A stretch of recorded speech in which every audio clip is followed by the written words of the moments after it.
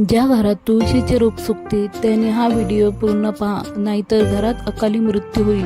Video पाहून दुर्लक्ष केल्यास अनर्थ होईल, त्यामुळे कृपया हा व्हिडिओ पूर्ण पहा. व्हिडिओ आवडल्यास लाईक, शेअर आणि सबस्क्राईब करायला विसरू नका. श्री स्वामी समर्थ. नमस्कार मंडळी. ज्या घरात तुळशी सुकते माझे ऐका, नाहीतर तुमचे संपूर्ण घर उद्ध्वस्त होईल आणि घरात अकाली मृत्यू होईल. हो, तुळशी एक सामान्य वनस्पती नाही. तुळशीला देवी लक्ष्मीचा दर्जा देण्यात आला आहे आणि हिंदू सनातन धर्मात असे कोणतेही घर नाही जिथे तुम्ही तुळशीचे रोप पाहिले नाही. तुळशीला 33 कोटी देवदेवतांची प्रिय मानले जाते. असे म्हटले जाते की घरातील पूर्वज देवता, कुटुंब देवता आणि तुळशीमध्ये वास करतात. हो, तुळशी, ज्याला वैदिक ग्रंथामध्ये देवी तुळशी, हरिप्रिया आणि विष्णुप्रिया म्हटले जाते, ती फक्त एक वनस्पती नाही, ती प्रत्यक्षात घरात राहणाऱ्या देवी लक्ष्मीचे जीवन आहे. ती लक्ष्मीचे जिवंत रूप मानले जाते. म्हटले जाते, ज्या घरात तुळशीचे झाड हिरवे, सुगंधित आणि जिवंत राहते, तिथे स्वतः भगवान विष्णू वास करतात. तिथे स्वतः देवी लक्ष्मी वास करतात. तिथे स्वतः आई अन्नपूर्णा वास करते. ज्या घरात भिंती देखील मंत्राप्रमाणे पूर्ण करतात, त्या घराच्या हवेत शांती आणि पवित्रता मिसळलेली असते. ते घर पूर्णपणे आनंद, शांती आणि शक्तीने भरलेले असते. पण जेव्हा तुळशी सुकू लागते, तेव्हा ते केवळ वनस्पतीचा मृत्यू होत नाही. ती घराच्या ऊर्जेचा ऱ्हास, पुण्य कमी होणे आणि आत्म्याच्या आजाराचे लक्षण आहे. पहा, तुळशीचे सुकणे ही एक साधी गोष्ट नाही. आज जे आपण रहस्य पाहणार आहोत ते अजिबात सामान्य नसेल. या व्हिडिओमध्ये सांगितलेली प्रत्येक गोष्ट गरुड पुराणावर आधारित असेल आणि तुम्हा सर्वांना चांगलेच माहीत आहे की गरुड पुराण हे एक सामान्य पुराण नाही. त्या पुराणात आपल्याला आपल्या जीवनापासून ते मृत्यूपर्यंतच्या प्रत्येक प्रकारचा लेख सापडतो. आपल्याला प्रत्येक माहिती मिळते. पहा, तुळशीचे रोप सुकणे ही काही सामान्य घटना नाही आणि पूर्णपणे आपण शास्त्रावर आधारित पाहणार आहोत की घरात तुळशीचे रोप सुकल्यावर आपण काय करावे आणि काय करू नये. त्या तुळशीची काळजी कशी घ्यावी, तर मी तुम्हाला सांगू इच्छिते की जिथे तुळशी नसते तिथे लक्ष्मी कायम राहत नाही आणि जिथे हिरवीगार तुळशी असते तिथे लक्ष्मी तिचे कायमचे निवासस्थान बनवते. मित्रांनो, तुळशीचे कोमजणे आणि ती सुकणे हे अनेक पातळ्यांवर संकेत देते. ज्यांना हे संकेत समजत नाही त्यांना घरात होणाऱ्या अवांछित बदलामागील कारण माहीत नसते. तर पहा, तुळशी सुकवण्याचे गुप्त अर्थ सांगितले आहेत. जे धर्मव्यवस्था आणि ग्रहदोष या 3 पैलूंशी जोडलेले आहेत, ते घराच्या सुख, शांती आणि समृद्धीशी संबंधित आहेत. आणि असे म्हटले जाते की ज्या घरात तुळशी सुकते ती सामान्य घरे नाही. आज मी तुमच्यासाठी त्या सर्व गोष्टी घेऊन आले आहे ज्या ऐकण्यासाठी तुम्ही खूप दिवसापासून अस्वस्थ होता. व्हिडिओमध्ये अजून पुढे जाण्यासाठी माझी तुम्हाला एक छोटीशी विनंती आहे की कृपया चॅनलवरती नवीन असाल तर सबस्क्राईब करा आणि व्हिडिओला एक लाईक, कमेंट करून जय महालक्ष्मी असे कमेंट बॉक्समध्ये नक्की लिहा, जेणेकरून तुम्ही आणि तुमच्या कुटुंबात लक्ष्मीची कृपा, आशीर्वाद नक्की राहील. ही माहिती शास्त्राच्या आधारे आणली आहे. पहा, तुम्हाला सर्वांना माहिती आहे की देवी लक्ष्मी तुळशीमध्ये वास करते. भगवान विष्णूंना तुळशी आणि घरातील प्रत्येक ऊर्जा खूप आवडते. मग ती वास्तू ऊर्जा असते, ग्रह ऊर्जा असो किंवा ताऱ्यांची ऊर्जा असो, प्रत्येक ऊर्जा ही तुळशी संबंधित आहे. तर मी तुम्हाला सांगते की हे घरातील देवी लक्ष्मीचे मुखपस्थान आहे. तुळशी सुकणे म्हणजे देवी लक्ष्मीने तुमच्या घरातून निरोप घेतला आहे.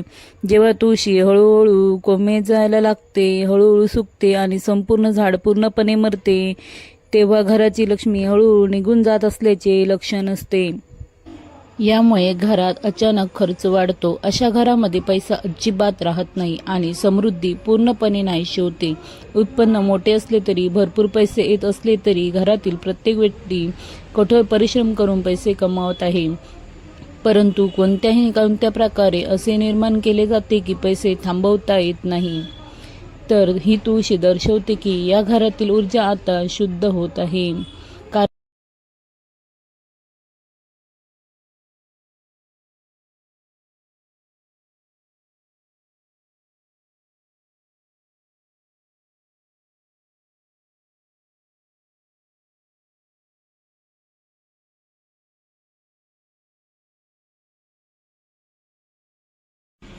मित्रांनो, तुळशीच्या झाडाभोवती पवित्रतेला खूप महत्त्व आहे. जे घर शुद्ध आणि शांत असते ते नेहमीच भरभराटीला येते आणि भरभराटीला आहे. कारण कधीकधी काही लोकांची घरे अशी असतात की ते घरात उरलेले अन्न सोडतात, तो झाडूचा आदर करत नाही, ते घर अशुद्ध ठेवतात, म्हणजे ते अंघोळ न करता जेवतात, ते अंघोळ न करता स्वयंपाक करण्यासाठी स्वयंपाकघरात जातात, ते अंघोळ न करता सर्व कामे करू लागतात. तर अशा घरात काय होते की पवित्रता नष्ट होते. जेव्हा पवित्रता नष्ट होते तेव्हा तुळशी कधीही त्या घरात फुलत नाही आणि देवी लक्ष्मी देखील शांतपणे निघून जाते. पहा, आपले शास्त्र काय म्हणतात. शास्त्री म्हणतात की ऊर्जा सर्व स्वरूपात असते. सकारात्मक ऊर्जा देखील असते, नकारात्मक ऊर्जा देखील असते. म्हणूनच आध्यात्मिक आणि तांत्रिक ग्रंथामध्ये असे नमूद केले आहे की तुळशीचे झाड आत्म्यांना दूर ठेवते. कारण असे म्हटले जाते की काही लोक त्यांच्या घराच्या मुख्य प्रवेशद्वारावर तुळशीचे झाड लावतात, जेणेकरून काही नकारात्मक शक्ती, घटना, ऊर्जा त्यांच्या घरात प्रवेश करू नये. जेव्हा तुळशी सुकू लागते तेव्हा याचे एक कारण म्हणजे एखाद्या नकारात्मक किंवा अपूर्ण आत्मेची सावली घरात प्रवेश करते. तथापि काही लोक या गोष्टीवर विश्वास ठेवत नाहीत. काही लोकांना वाटते की अरे, हे तर फक्त एक विनोद आहे, ही अशी गोष्ट अस्तित्वात नाही. पण नकारात्मक ऊर्जा असते, जशी सकारात्मक ऊर्जा असते तशीच नकारात्मक ऊर्जा देखील असते. म्हणून तुळशी अशा घटनांना जाळत नाही, त्यामुळे त्यांची मुळे जळतात आणि हळूहळू ती आपले जीवन सोडून देते. बऱ्याचदा अशा वेळी रात्रीच्या वेळी घरामध्ये विचित्र आवाज येऊ लागतात. मुले रडतात, घाबरतात, अचानक झोपेतून जागे होतात आणि कुत्रे विनाकारण भुंकतात. कारण जेव्हा काही नकारात्मक ऊर्जा तुमच्या घरात प्रवेश करते तेव्हा कधीकधी तुमच्या घराबाहेर असलेला कुत्राही रडू लागतो. कारण कुत्र्याला अशा गोष्टी जाणू शकतात ज्या माणसाला जाणवत नाहीत. तुम्हा सर्वांना माहिती आहे की कुत्र्याला भगवान कालभैरवाचे वाहन मानले जाते आणि कुत्र्याला नरक आणि स्वर्ग दोन्हीशी जोडले जाते. कुत्र्याला यमदूत असेही म्हणतात. मित्रांनो, म्हणूनच तुम्हाला सांगते, पहा, जेव्हा अचानक तुमच्या घरात एक हिरवीगार तुळशीची वनस्पती येते, तुम्ही दररोज तुळशीच्या रोपाला पाणी घालता, तुम्ही दररोज तुळशीच्या रोपाची पूजा करता, तुम्ही दररोज तुळशीची काळजी घेता, दिवे लावता, नैवेद्य दाखवता आणि स्कार्फनेही ते झाकता. पण कधीकधी हे सर्व असूनही तुळशी का कोमेजते तुम्हाला माहीत आहे का? की तुमच्या घरात शुद्धतेचा अभाव आहे.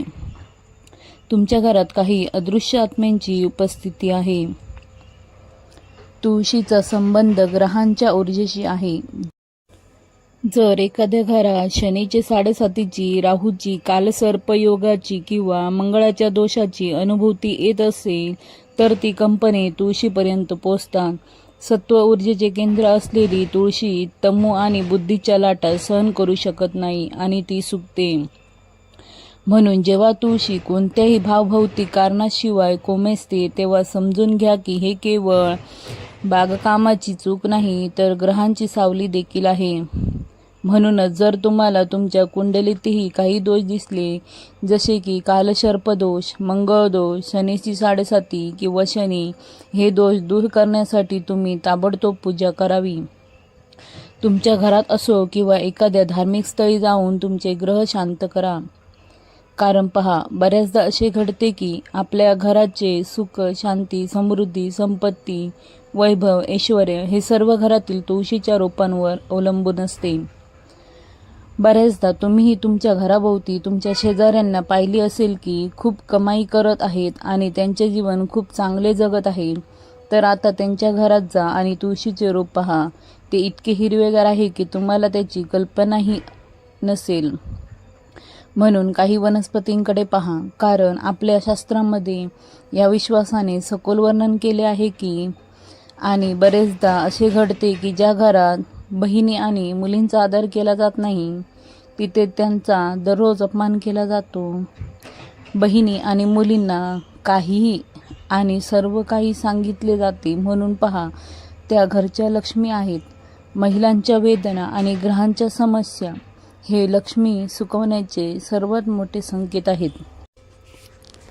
कारण तुळशी ही स्त्री शक्तीचे रूप आहे, स्त्री शक्तीचे प्रतीक आहे. ती पवित्रता, समर्पण, प्रेम आणि स्नेहाची देवी आहे.